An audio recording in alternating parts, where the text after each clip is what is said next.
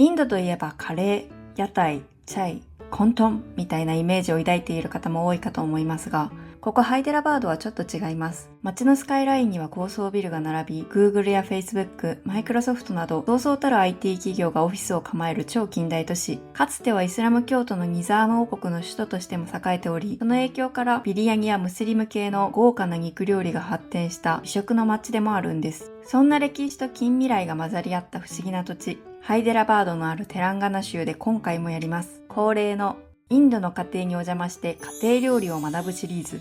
今回も旅のお供はインドで大人気の日本人 YouTuber マヨちゃん。登録者数はなんと350万人超え。街を歩けば必ず声をかけられるスーパーアイドルのような存在です。さらに今年は日印観光交流年。この旅には在インド日本大使館、テランガナ州政府、テランガナ観光開発公社にもご協力いただいています。ここまで来ると旅というより、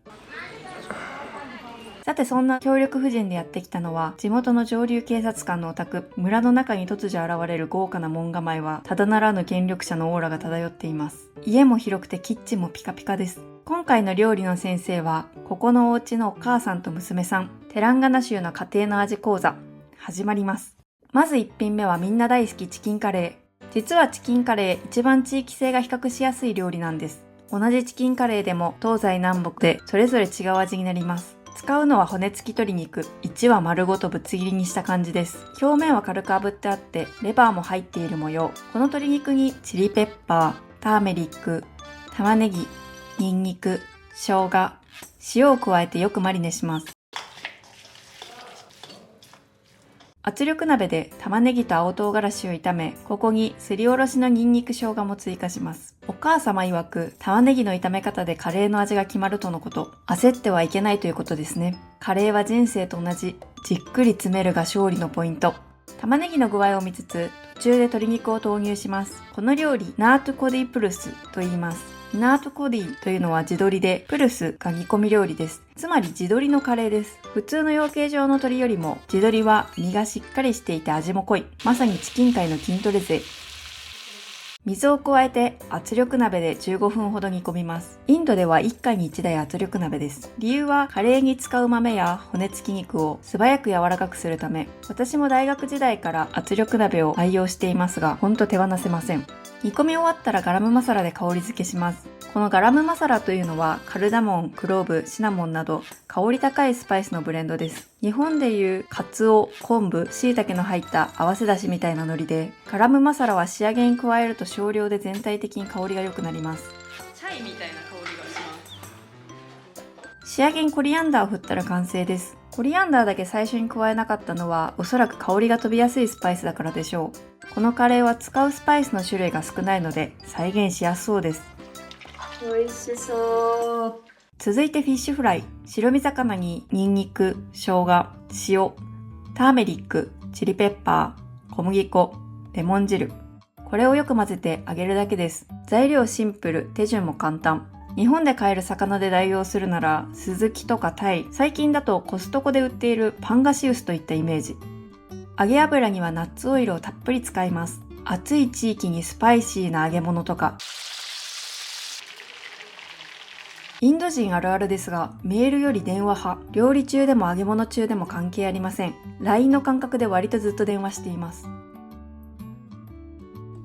こんがり揚げたらクミンとコリアンダーのミックススパイスをパラッと振ってパクチーをトッピングします。見た目は真っ赤でトマトかなと思いきや全部チリペッパー。ビジュアル詐欺にはご注意を。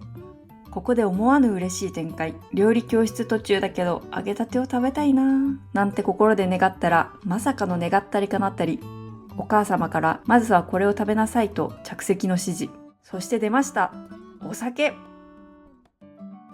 しかも超レアなヤシのお酒です。名前はカッル。朝ヤシの樹液を採取してそのまま自然発酵。時間が経つとどんどんアルコール度数も変わって味も変化。翌日には酸っぱくなりすぎて飲めない。まさに今日しか飲めない一期一会のお酒です。味はほんのり甘くてわずかな酸味があります。これはめちゃめちゃハマる味ですが、持って帰れないのが残念ですね。揚げたてのフィッシュフライとフレッシュカッル。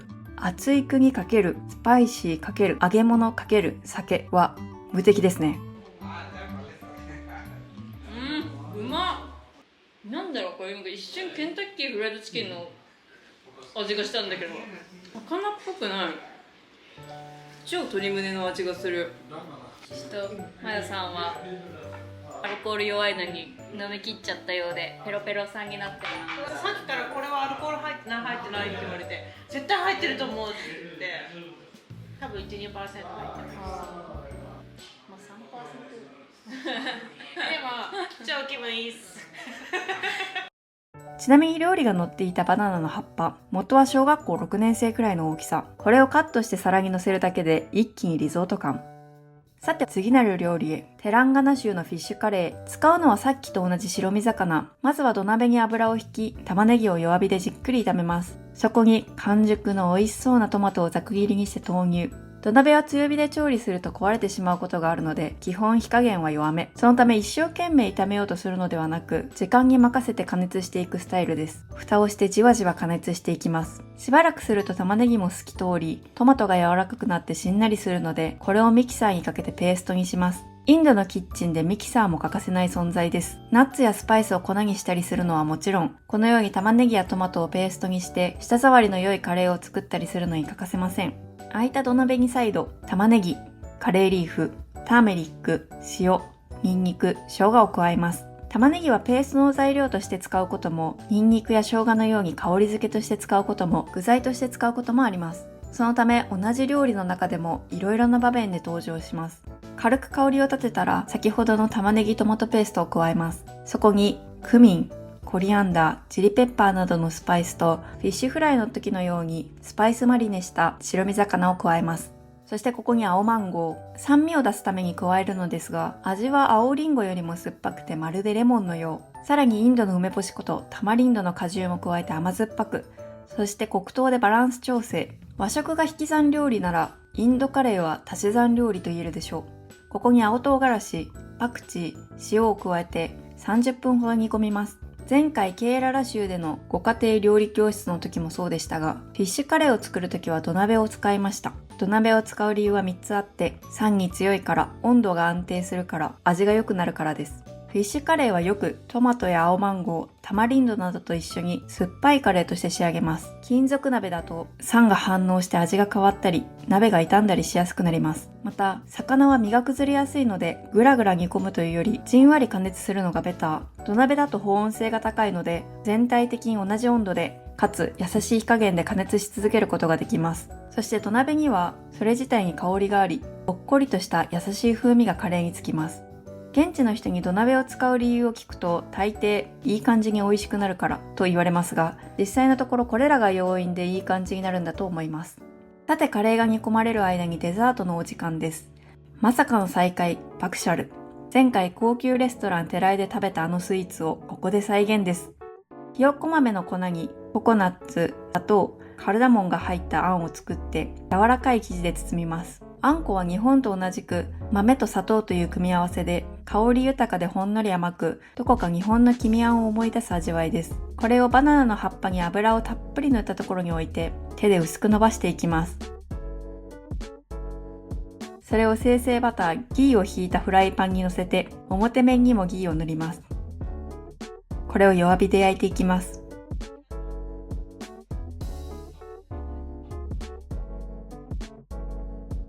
両面こんがり焼き目がついたら完成です。これも焼きたては美味しいだろうなぁと思っていたら、食前ですがデザートをいただきます。食べて。オッケー。食べましょう。お母さんが作ったやつとね。サクサクだね。なんだろう、黄身あんが入った、なんか中国菓子にも似てる。氷もんや。こういうサクサク料理。サクサク料理も。やばい、中が全部落ちちゃった。やばい、なんか全部。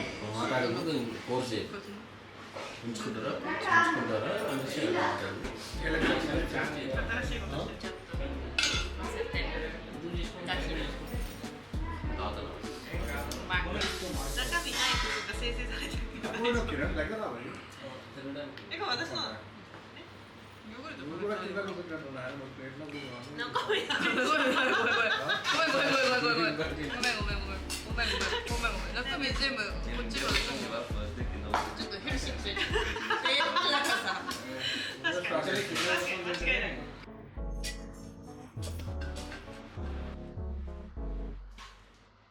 さてついに料理教室も最後の料理、プラオです。プラオはスパイスと米、具材を一緒に炊いた炊き込みご飯です。調理場は庭。薪で炊くとほんのり煙の香りが料理に移って独特な美味しい仕上がりになるんだそう。都市部ではだいたい炊飯器やコンロを使って作りますが、今回は贅沢に薪を起こして伝統的な手法で作ってくれました。まずはギーでホールスパイスを炒めて香りを出していきます。登場したのはクローブ、シナモン、カルダモン、スターアニス、ベイリーフなど。ホールスパイスがとても立派で美しく、良いスパイスであることは一目瞭然。そこに玉ねぎ、人参、じゃがいも、青唐辛子などの野菜を入れていきます。ベジプラオを作ってくれるようです。プラオはお米を使った料理ですが、ビリヤニとはちょっと異なります。ビリヤニはお米と具材を層にして炊き上げるのに対して、プラオは最初から具材と一緒に混ぜて炊くため、全体的に一体感のある味わいになります。また、ビリヤニの方が使うスパイスが多く、それだけで完結するような味の濃さがありますが、プラオはビリヤニよりはスパイスが控えめで、カレーとか副菜と合わせて食べるのがちょうど良いような仕上がりになります。ただビリヤニはもともとプラオを元にして、豪華に手間暇かけたものに進化させてできたものと言われているので、明確な境界線を引くのが難しい部分もあります。そこにたっぷりのパクチーとパクチーのペーストも加えて、塩と米を加えて混ぜ合わせます。使うのはインドの潮流米、バスマティライス。香りが良くて軽い食感なのでスパイスと相性抜群です。バスマティライスは炊く前にしっかり水で洗って30分以上浸水させるのがポイント。この一手間でふんわり仕上がります。そこからだいたい10分ほど加熱します。まずは強火で、その後弱火で優しく炊いていきます。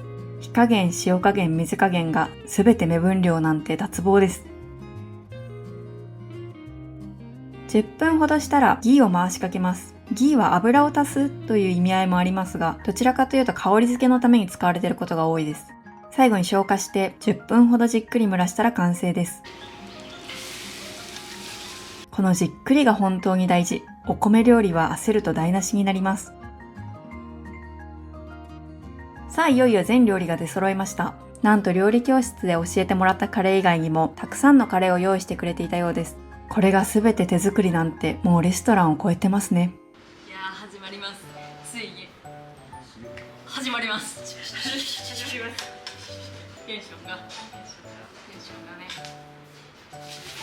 食べるときは絨毯の上に座って床の上でいただく伝統的なスタイルで、こうして食べるのは憧れだったので体験できて嬉しい限り。みんなでごちそうを囲って座るのはまるでお正月の食卓のよう、カレーの前に心がほぐれて胃袋も喜びを先取りしている感じです。まずは出来たてのプラオに用意してもらっていた豆カレー、作りたてのチキンカレーやフィッシュカレーを。はい、ということでこんな感じで盛り付けてもらいました。豪華でございます。美味しそう。うまっ。チキンカレーは旨味がすごいです。いろいろな部位を使っているからなのか、骨付き肉だからなのか、深い旨味を感じます。インドにいるとスパイスはシンプルでよく、塩と素材だけでカレーは十分美味しくなるということを目の当たりにすることが多いです。日本だとスパイスカレーはスパイスありきで、何のスパイスを使うか、どういう風に調合するかみたいなところばかりが語られがちですが、結局のところは最も大切なのはスパイスではないということを思い知らされます。やばい、指つった。ちょっと初めてなんだけど、めちゃくちゃ指つるの。ちょっと落ち着いて、気合が指に込められても確かに。ティッシュペーパー。なんだ、just OK。フィッシュカレーは青マンゴーとタマリンドの甘酸っぱさがやみつきに、また加えた黒糖もとてもいい味を出しています。酸味のあるカレーに甘みは必須で、酸味は強ければ強いほど甘みも強くしてバランスを取ると美味しく仕上がります。南インドは暑いので甘酸っぱいカレーが多く、魚もこの組み合わせが多いです。あれはドラムスティックっていう南インド特有の野菜なんですけど、繊維質なのでそのまま食べないでこの中だけ食べます。こうやって繊維だけ。美味しい。中は冬瓜みたいな味です。幸せなことですが、断らない限りどんどんカレーを継ぎ足され、さらに自分でもカレーを継ぎ足し、お皿の上はカレーで溢れます。わんこそばならぬ。カレー久しぶりに食べて、カレーうまみたいな。やっぱ南インドはさ、カレーがうまいんだよ。今回ビリヤニにさ、ストイックになりすぎたから。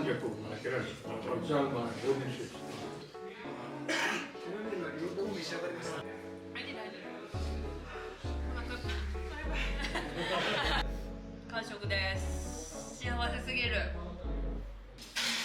私も食後は感謝を込めて、招いてくれたご家族にサーブ体験。こんなに美味しいカレーが毎日お家で出てきたら、食後はなんと、この家のお父様が日本から来た私たちにプレゼントがあると、もしかしてカレーかな？スパイスかな？と思いきや、大仏様でした。こうしてテランガナ州の民家での料理教室は満腹と幸せに包まれて終了となりました。今回もまた料理を通じて文化を感じ、人と人がつながる時間になりました。インドで教わる家庭料理はただのレシピではなく、その地域の伝統や歴史、家族の思いがたっぷり詰まっていて、一皿ごとにストーリーがあります。そこに触れるたび、旅の意味が一段と深まっていく感じがします。次はどんな人に出会い、どんな味と巡り合えるのか。インドの台所は今日も香り高くてどこまでも奥深い。次回はこの旅で学んだものの中から何か再現レシピをご紹介できればいいかなと思っています。ではまた次の動画でお会いしましょう。またね。